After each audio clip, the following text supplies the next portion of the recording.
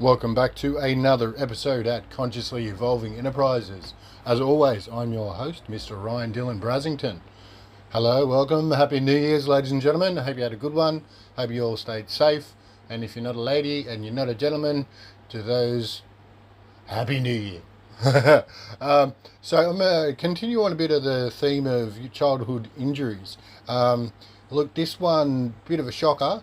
It does come under the domestic violence banner, so please be warned if you are easily triggered by childhood abuse, or I guess that's the words for it. Please don't listen to this one. Yeah, it's not real nice. But when I was a young man, living out at Pellew Crescent in the giant cul-de-sac, time of my life as a kid. We had a softball field out the back. We had a creek down there, BMX track around the corner. Soccer fields were just up from softball. Down the back was more sporting fields. It was really all the kid could ask for. Bush up the back, and we all loved to go and rampage in. But being a young adventurous kid, it did come with injuries, and I did want to tell you guys some of them.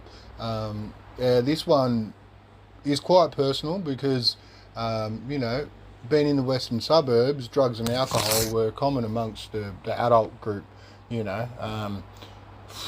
What else can you say? So it was domestic violence. It was very prevalent. If it wasn't my parents, it was next door. If it wasn't next door, it was two doors up from that. So it was almost happening somewhere every night. And then anyways, things must have escalated between mum and dad.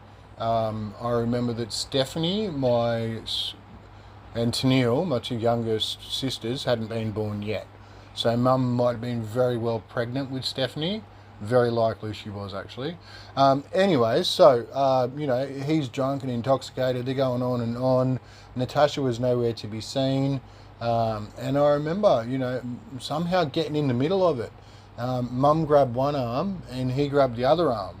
And it was a tug of war, left, right, left, right, left, right. What are you doing? What are you doing? Just give him to me. What are you doing? Just give him to me. And then the words that came out of my father's mouth were, well, if I can't have him, nobody can. Then he forced my body straight directly towards his and headbutted my face like a grown man would headbutt another grown man in the face. Yeah? I felt my nose connect to the back of my skull. I felt my skull absolutely collapse inside of itself. Like I could taste my eyeballs. It was horrendous. Right on the bridge in the nose there. With the force and not holding back. Of a fully grown man that was a removalist for a living, so quite strong as well. And intoxicated, so no holding back there anyways.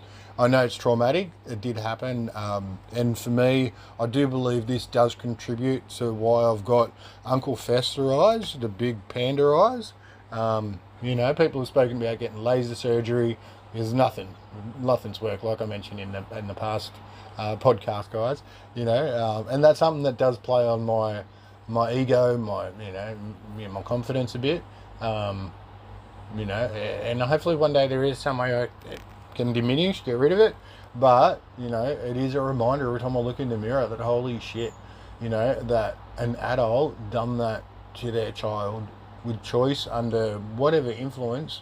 There is no excuse or reason, to do that other than being a murderous person, wanting to do harm, considerable harm, to somebody else. Just to cause pain to somebody else in that scenario, to cause pain to mum, if I did die or, ended up permanently injured, which could likely have happened. It was a friggin' brick to the face, man.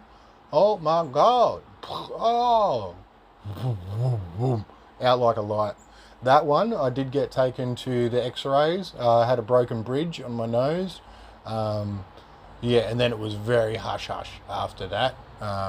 Dad deteriorated in his drug and alcohol abuse to the point where so did the marriage. Ended up in a split. And then, more horrendous stuff happened after that. But we'll save that for another podcast, ladies and gentlemen. Please like, subscribe, do whatever you kids do these days.